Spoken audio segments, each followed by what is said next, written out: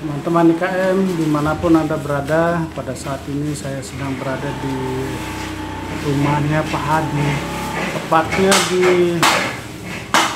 tempat produksi serbat LBS. Jadi saya menemui juraganya langsung, dan inilah wawancara saya dengan Pak Hadi. Selengkapnya dapat Anda saksikan pada wawancara berikut ini. Dusun Longserang Barat Selatan ini terletak di bagian utara Kabupaten Lombok Barat. Nah, jadi kalau tepatnya itu namanya Dusun Longserang Barat Selatan, Desa Langko, Kecamatan Lingsar, Kabupaten Lombok Barat. Kalau kita berangkat dari Kota Mataram, kita mulai dari Simpang 4 Rumah Sakit Jiwa. Itu di Simpang 4 Rumah Sakit Jiwa itu kita mengarah lurus ke timur, ya, lurus ke timur menuju arah Pura Lingsar. Nah, nanti 1 kilo dari sana kita akan ketemu pertigaan Trep namanya. Sebelum itu udah wilayahnya Desa Bukbuk. Kita ketemu pertigaan Trep itu belok kiri menuju ke arah utara. Nanti kita akan melewati beberapa desa, yaitu Desa Sigerongan, Desa Duman. Nah, pas di Desa Duman itu di depan Pondok Pesantren Darun Najah, kita belok kanan. Belok kanan di sana, nanti sejauh 1 kilo, kurang lebih 1,5 kilo, kita akan ketemu pertigaan. Pertigaan itu, pas di pertigaan itu namanya Pondok Pesantren Asulami, itu belok kiri. Dari sana kita belok kiri, nanti kita ketemu Masjid Nurul Hidayah. Itu ada pertigaan di depan masjid, itu belok kanan. Kita belok kanan dari sana sekitar 500 meter, sekitar 100 meter dari sana kita ketemu kantor Desa Langko. Setelah itu sekitar 400 meter dari depan kantor Desa Langko ini kita turun, kita langsung ikuti jalan, ada turunan, ada jembatan, nanjak, ketemu pertigaan sekitar 400 meter dari kantor Desa Langko. Ketemu pertigaan depan Masjid Sayyidina Hamzah, itu belok kiri. 800 meter dari sana kita akan setelah belok kiri kita akan ketemu tempat pabrik serbat jahe LBS ini. Itu nanti di situ kalau kita memakai ini Google Map, jadi nanti di situ di teks saja serbat jahe LBS. Kalau kita teks serbat jahe LBS, ketika kita sampai di depan gang Haji Abdul Muthalib, Gang Haji Talib, di situ tulisannya. Nanti di operatornya akan bilang Anda sudah sampai di Serbat Jaya LBS, Anda berjalan kaki untuk sampai tujuan. Dia bilang begitu di situ. Nah, jadi masuk gang kita akan nyampe di tempat ini. Oke, itu lokasi dari LBS Mandiri. Kemudian Pak Hadi bisa menceritakan sedikit tentang bagaimana asal muasal Serbat Jaya ini, Pak? Jadi kalau asal muasalnya Serbat Jaya ini adalah, Serbat Jaya ini sebenarnya adalah minuman khas orang Lombok. Minuman khas Lombok Serbat Jaya ini. Jadi biasa dihidangkan ketika bahasa Lomboknya itu ketika orang turun ngaru itu. Ngaru itu adalah membajak sawah. Nah, jadi kalau di sawah kan biasanya udah hujan, lagi kena air, jadi makanya dingin, makanya orang seneng minum ini. Dan banyak juga disuguhkan ketika ada hajatan, ada tahlilan, biasanya seperti itu. Nah, saya melihat produk ini sudah tidak ada lagi di Lombok ini. Jarang sekali ada. Hingga saya mencoba, karena kebetulan saya menanam jahe, ada jahe merah, kita kaya akan rempah, ada serai, ada segala macam. Tapi sepertinya kita masih kurang membudidaya, kita tidak membudidayakan, malah kita hanya kita beli-beli aja, padahal kita bisa budidaya. Setelah kita budidaya, kita kadang-kadang hanya bawa ke pasar begitu saja. Nah, saya mulai berpikir dari itu hingga bagaimana supaya potensi lokal seperti gula aren, jahe merah, serai dan segala macam ini bisa kita ada nilai tambah lah, Pak. Ada nilai, bisa menjadi nilai tambah, bisa kita bisa menjadi sesuatu yang mahal gitu. Nah, itu sebabnya saya mulai untuk merintis membuat Serbat Jaya ini, dan alhamdulillah sampai saat ini kita sampai sudah bisa memperkerjakan orang seperti itu. Baik Pak Hadi, saya ingin menanyakan tentang asal mula Pak Hadi berusaha ini bagaimana, Pak? Jadi asal mula saya usaha Serbat Jaya ini adalah, saya sebenarnya secara tidak sengaja ya, saya membudidayakan jahe merah dan jahe biasa saya coba budidaya. Tapi setelah dia banyak, jahe merah ini nggak ada yang beli gitu, nggak terlalu laris di pasaran. Hingga saya berpikir kira-kira apa yang saya mau apakan jahe yang segini banyak gitu kan. Nah, ternyata ada ide-ide dari istri saya bahwa kita bikin minuman coba seperti itu.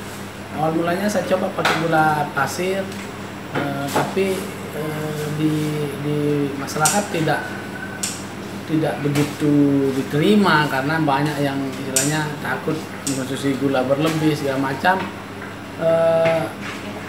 Hingga saya berpikir kenapa nggak kita pakai potensi lokal, sedangkan di Desa Langku, Dusun Serambat Selatan ini itu gula aren banyak sekali, melimpah di sini, sangat banyak gula aren yang ada di tempat kita ini. Hingga saya coba berpikir ke situ dan mempraktekkan, membuat supaya bisa untuk dijadikan bubuk. Kalau serbat jahe zaman dulu kan langsung cair gitu aja. Iya. Tapi enggak. Jadi kita nggak bisa instan. Hingga saya mencoba biar jadi bubuk, biar bisa menjadi siap saji gitu, di mana saja kita bisa seduh. Nah, saya mencoba itu karena mulai dari sedikit ada kesulitan hingga memaksa kita untuk berpikir sebenarnya. Nah, jadi alhamdulillah saya coba perkenalkan ke dinas ya. Waktu itu dinas di Sprindak Lobak. Saya masih ingat sekali, pertama kali saya bawa produk ini adalah saya perkenalkan ke Sprindak Lobak tepatnya. Nah, jadi setelah saya bawa ke sana, saya mulai diperkenalkan, mulai diajak untuk pameran gitu. Di hati saya, waktu pertama kali saya pameran di kantor bupati itu masih pagi sekali sudah habis produk ini, dengan saya dapat uang sekitar 400.000. Itu di hati saya senang sekali, gembira sekali. produk saya sudah segitu pagi sudah habis dan saya sudah punya uang 400.000 waktu itu. Nah, hingga mungkin karena rasa syukur saya waktu itu Allah dan Tuhan Yang Maha Esa itu memberikan kita, selalu memberikan kita rahmat dan ditambahkan terus rezekinya karena rasa syukur saya itu. Hingga saya mulai dikenal sama dinas, mulai diperkenalkan ke ini, mulai diikutkan pelatihan-pelatihan, dan di pertengahan tahun 2017 malah kita disamperi sama atau dikunjungi sama Putri Indonesia, waktu itu Putri Pariwisata ya. Jadi sampai kita dikunjungi sama itu. Berjalannya waktu 2018 kita sudah mengikuti pameran keluar daerah. 2019 kita juga ada di Trade Indonesia Expo, kita ada di HPS di Kendari, kita di Surabaya. Itu banyak sekali yang kita ikuti pameran-pameran nasional maupun lokal. Itu yang membuat kita semakin banyak dikenal. Bahkan kita 2018 kita sudah mulai masuk di retail modern, yaitu Alfamart. Nah, jadi saya sudah mulai masuk di retail modern, beberapa retail modern. Jadi berjalannya waktu kami juga pernah ekspor kecil-kecilan. Kita sampai pernah kirim ke Malaysia sama Singapura. Iya. Kita pernah kirim dari Malaysia ke Malaysia dan Singapura. Bahkan kita pernah kita kirim ke Hong Kong. Itu sampai kita kirim ke sana. Dan sekarang ini kami diikutkan di program JPS Gemilang untuk istilahnya menambah imunitas tubuh kita dalam pandemi COVID-19 ini. Baik Pak Hadi, saya mau menanyakan berapa sih modal yang pertama kali Pak Hadi gunakan? Jadi saya tidak mungkin lupa modal pertama kali yang saya punya uang adalah Rp300.000. Jadi Rp300.000 ini kita karena kita punya jahe, jadi tidak saya hitung jahe berapa yang saya pakai, tapi saya punya uang Rp300.000 itu untuk membeli gula dan bahan-bahan yang lain. Jadi di situ saya menemukan satu kesulitan ya ketika kemasan ini saya agak kesulitan karena saya pakai hand sealer. Jadi kalau kita pakai hand sealer ini dengan kapasitas produksi itu sudah mencapai 100 saset saja. Hand sealernya udah rusak. Ya. Jadi ketika udah rusak kita nggak sadar, kadang-kadang dia bolong. Jadi pernah saya dikomplain sama salah satu konsumen, Pak ini gimana sih ngemasnya? Karena ini bolong, ada semut yang masuk. Leleh ya? Iya, ada semutnya yang masuk. Itu yang bikin kita gimana ya? Sangat prihatin waktu itu karena ketika peralatan kita rusak, jangankan mesin kita belum punya. Peralatan kita pernah suatu saat wajan kita bolong. Bingungnya setengah mati cari uang untuk beli wajan yang harganya 200.000. Nah itulah kisah sedihnya daripada kita proses di awal-awal kita proses serbat jahe ini. Baik Pak Hadi, itu kalau pertama kan modalnya 300.000. Jadi tidak mungkin menggaji karyawan dan segala macam. Tentu ini bekerja sendiri kan. Tapi sekarang karyawannya berapa Pak Hadi? Ya kita kalau dulu memang yang jadi karyawan saya, yang jadi bosnya saya, yang jadi marketingnya saya, semua saya dan istri gitu. Jadi kami bekerja berdua dari pagi sampai jam 3 malam untuk menghadapi besok kita ada pameran umpama. Jadi dari pagi sampai jam 3 malam kita bekerja berdua untuk proses produksi serbat ini. Nah, besok paginya kita sudah harus bangun pagi dan untuk pameran lagi. Itu semata-mata memang untuk berjuang biar bagaimana serbat jahe ini bisa terus punya eksis nama. ya? Iya, terus Terus eksis. eksis. Sekarang berapa jumlah karyawannya Pak Adi? Jadi sekarang memang yang di dalam ini kita ada 6 orang. Iya. Tapi kalau saya rangkum semuanya itu ada 10 orang. Iya. Gitu. Jadi kita bekerja di dalam ini, ada tim kita ini ada 6 orang. Yang di kebun, di ini yang melihara itu ada juga hingga mencapai 10 orang. Yang ingin saya tanyakan terakhir sekarang, tentu di dalam bekerja ini dan menjalankan usaha ada hambatan-hambatan, dan apa harapan Pak Hadi ke depan, Pak? Jadi kita memang di Serembar Jahe ini kita memang ada beberapa kendala ya. Jadi kalau bahan baku sebenarnya kita melimpah banyak, itu dari segi gula aren maupun dari segi jahe, tapi ada sedikit kendala di bahan baku. Walaupun dia banyak bahan baku ini, tapi ada beberapa kelas.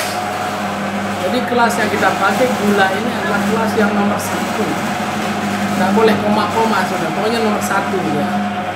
Jadi di situ harapan kami adalah bagaimana pemerintah terkait, bagaimana membina daripada petani-petani aren yang ada di Lombok Barat ini, supaya mengadakan mungkin penelitian ya, supaya kualitas aren ini lebih banyak. Jangan sampai nanti kami yang penelitian dulu.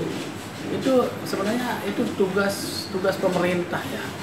Mungkin dari segi apanya, karena kami tidak punya kesempatan dan tidak punya peralatan, tidak punya apa untuk meneliti bagaimana supaya mendapatkan kualitas daripada aren ini yang baik. Bagaimana caranya mungkin dari A sampai Z. Mungkin itu yang salah satunya adalah kendala kami. Yang berikutnya di tengah-tengah kita produksi ini ada beberapa hal kendala.